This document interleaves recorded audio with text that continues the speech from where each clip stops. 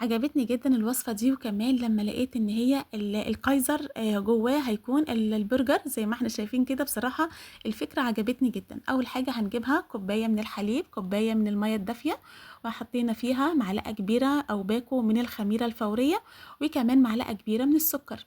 وبعد ما سِبتهم يتفاعلوا مع بعض، جِبت دلوقتي 6 كوبايات من الدقيق، طبعًا الدقيق بيكون متعدد الاستخدامات أو للمخبوزات، وحطيت فيه رشة من الملح يعني نُص معلقة صغيرة، وبعد كده نُص مَج من الزيت، وفرَكتهم في بعض زي ما إحنا شايفين كده علشان في الآخر يمتزجوا في بعض، تمام.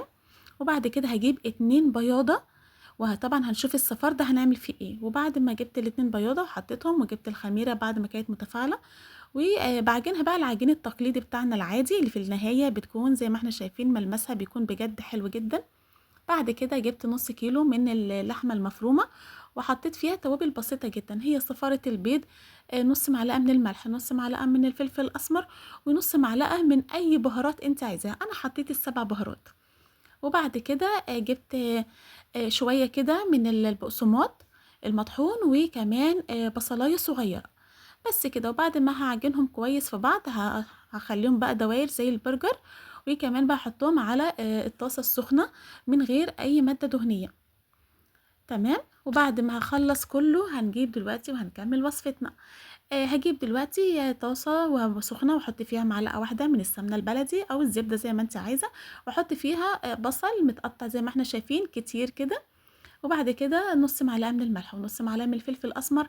الوصفة أنا شُفتها حاطين مش عارفة دي مَيّة والّا خَل، أنا بقى فكّرت وقُلت أعمل إيه، أحط شوية من الخَل وشوية من المَيّة، يبقى كده على حسب، وطلع الطعم حلو جدًا، لإن البصل ده أصلًا في طبيعته بيكون مسكّر.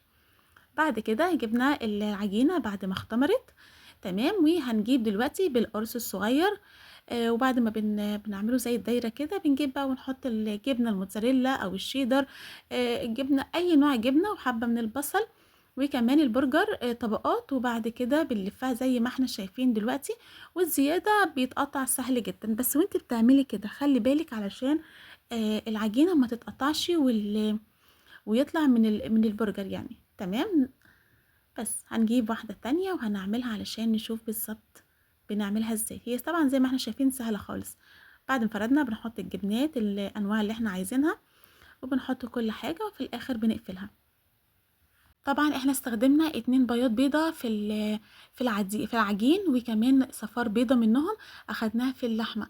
دلوقتي الصفارة التانية حطيت فيها معلقة كبيرة من الخل، تمام، بدل الفلفل الأسمر. وبعد ما حطيت كل البرجر بتاعي العيش، وبعد كده حطيت سمسم وحبة البركة، وده طبعًا بيكون اختياري، ولو مش عايزة تحطي صفار بيضة ممكن تحطي مَيّة بمعلقة سكر، تمام. أو تحطي معلقة زيت زي ما أنتِ عايزة. بعد كده بنحطه في الفرن وبنطلّعه، بيبقى بجد بجد حلو جدًا. وبكده خلصت وصفتنا، ويا رب تكون عجبتكم، ونتقابل إن شاء الله في وصفة جديدة في أكلة بمزاج مع توتة. بس يا ريت ما ننساش نشترك في القناة.